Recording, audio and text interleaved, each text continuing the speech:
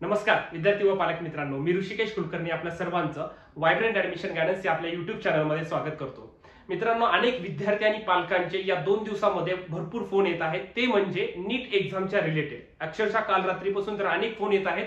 नीट exam cancel झाली का, रिनीट होणार आहे का, असे अनेक क्वेश्चन्स आहेत. एक्झॅक्टली आत्ताच्या मोमेंट पर्यंत काय एक्झॅक्टली अपडेट आहे हे मी तुमच्यासमोर सांगणार आहे.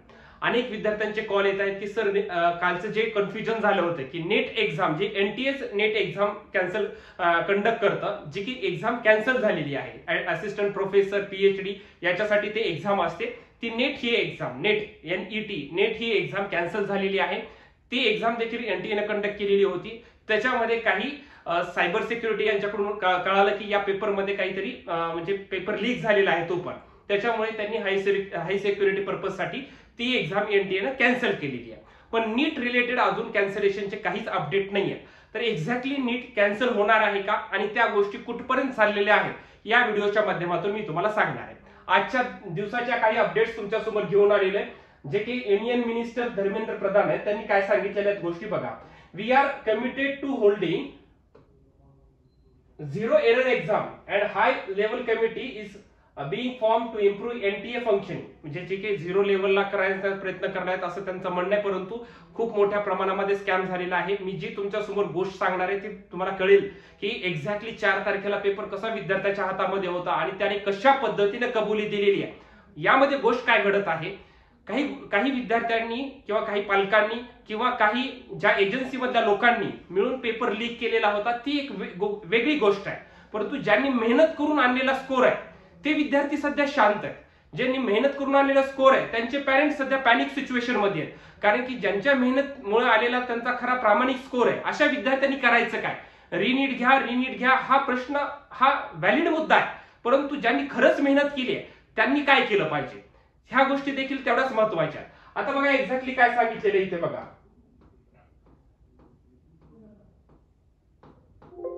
वी हॅव रिसिव्ड, बघा याच्यामध्ये काय सांगितलेलं त्यांनी, धर्मेंद्र प्रधान यांनी, we have received inputs from Bihar government about NEET examination. ठीक आहे, जे की बिहारमध्ये पेपर लीक झालेला होता त्याच्याबद्दल. Patna police is investigating the matter and they will soon send a detail report to the government of India. ठीक आहे, पटना पोलीस, जे की पेपर लीक बद्दल आता बऱ्याचशा गोष्टीकडून त्यांनी एनटीए कडून देखील काही डेटा काल घेतलेला होता आणि त्यांनी एक रिपोर्ट लवकरच गव्हर्नमेंट ऑफ इंडियाला सबमिट करतील, जो की पेपर लीकच्या रिगार्डिंग आहे.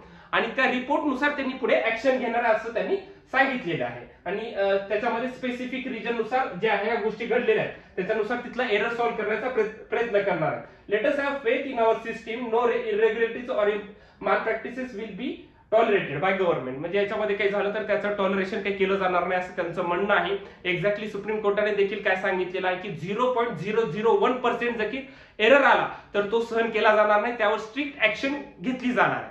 आता एक तुमच्यासमोर आजचाच एक मी टाइम्स ऑफ इंडिया मध्ये आलेला तुम्हाला एक सांगतो बघा. याच्यामध्ये किती मोठी गोष्ट आहे बघा. A candidate from Samastipur admitted to receiving the leak NEET UG 2024 question paper from his uncle and engineer in Dhanapur town council Patna. म्हणजे त्या विद्यार्थ्याच्या अंकल कडून त्याला एक पेपर आधी मिळालेला होता असं त्यानं कबूल केलेलं आहे, जे की गव्हर्नमेंट सर्व्हिस करतात ते. द कॅन्डिडेट कन्फेशन दिलेला आहे. The memorising the answer provided by his uncle the night before the exam held on 5 May. एक दिवस आधी त्याच्या अंकलनी त्याला पेपर दिलेला आहे आणि त्याचे क्वेश्चन त्यांनी रटण्यासाठी, म्हणजे त्याचे क्वेश्चन पाठ करण्यासाठी, आन्सर पाठ करण्यासाठी त्याला एक दिवस आधी सांगितलेलं होतं. हे घटना कशी झाली ते पण तुम्हाला सांगतो. Patna police arrested several individuals including the candidate and his uncle. त्यांना पटना पोलिसनी अरेस्ट देखील केलेलं आहे. आता बघा याच्यामध्ये क्लिअरली काय कशा पद्धतीने सांगितलंय. खूप भयानक गोष्ट आहे मित्रांनो. आणि नीट सारख्या मोठी एक्झाम, जे की भविष्यात डॉक्टर होणारे विद्यार्थी आहेत, जर अशा पद्धतीने जर होत असतील तर किती मोठ्या गोष्टींची इन्व्हॉल्वमेंट आहे याच्यामध्ये बघा. आता बघा त्या विद्यार्थ्याने कन्फेशन कसं दिलेलं आहे बघा. In his confession letter to the police, Anurag त्या विद्यार्थ्याचं नाव आहे, said he was handed the NEET question paper and answer sheet on eve of the exam that was held on the 5th May and was made to memorize the answer. म्हणजे त्याचा question paper दिलेला आहे, त्याला answer sheet एक दिवस आधी दिलेली होती आणि ते मेमराइज म्हणजे त्याला ते पाठ करण्यासाठी सांगितलेलं होतं. आता बघा याच्यामध्ये पुढे घटना. I return from Kota and was taken to Amit Anand and Nitish Kumar by my uncle on the night of the 4th May. म्हणजे त्याला कोट्यावरून त्याला बोलून घेतलेलं होतं आणि त्याला ह्या दोन व्यक्तीकडे हँडओव्हर केला, अमित आनंद आणि नितीश कुमार, 4 तारखेला. Where I was given the NEET exam question paper. त्याच्यामध्ये त्याला नीटचा क्वेश्चन पेपर 4 तारखेला दिला. अँड आन्सर शीट, आन्सर पण त्याला दिले. Which I was made to study and memorise. त्याला ती पाठ करण्यासाठी सांगितलं ओव्हरनाईट, रात्रभर त्याला पाठ करण्यासाठी सांगितलं. My examination centre was DY Patil school असं त्याला सांगितलेलं आहे. त्या सेंटरवर त्याने पेपर दिलेला आहे. पुढे काय सांगितलं बघा. The NEET aspirant further said when he saw the actual question paper. जेव्हा त्याला पेपरच्या दिवशी 2 वाजता जो पेपर सुरू झालाय, actual question paper on the examination day, it match, बघा किती मोठी गोष्ट आहे, it match with the one that his uncle had provided. त्याच्या अंकलनी त्याला जो पेपर 4 तारखेला दिलेला तो 100% मॅच झाला असं त्या विद्यार्थ्यांनी कन्फेशन दिलेलं आहे, कन्फेस केलेलं आहे पोलिसांसमोर. बघा exactly the NEET aspirant further said when he saw the actual question paper. 5 तारखेला जो क्वेश्चन पेपर पाहिलेला आहे on the examination day, it match, बघा it match with the one that has uncle provided. त्याला दिलेला त्याचं किती मोठी गोष्ट आहे बघा. The question paper that I received by at my examination center was the same that I was made to study and memorize on night before on the 4th May. म्हणजे same 4 तारखेला जो पेपर होता तोच exactly match झालेला आहे 5 तारखेला. I accept my involvement in the crime. Me accept करतो की या क्राईम मध्ये माझी इन्व्हॉल्वमेंट आहे. अनुराग सेठ, त्या विद्यार्थ्यांनी कमिटेड केलेलं, त्यांना हे केलेलं, सांगितलेलं आहे की मी त्या क्राईम मध्ये माझी इन्व्हॉल्वमेंट होती आणि 4 तारखेला माझ्याकडे same as it is paper होता जो की 5 तारखेला झालाय. Patna police has arrested several people including some candidates who had taken the exam. आता बघा याच्यामध्ये भरपूर विद्यार्थ्यांना देखील पकडण्यात आलेलं आहे. Some of them has been Anurag Yadav, हे त्या विद्यार्थ्यांना अकॉर्डिंग.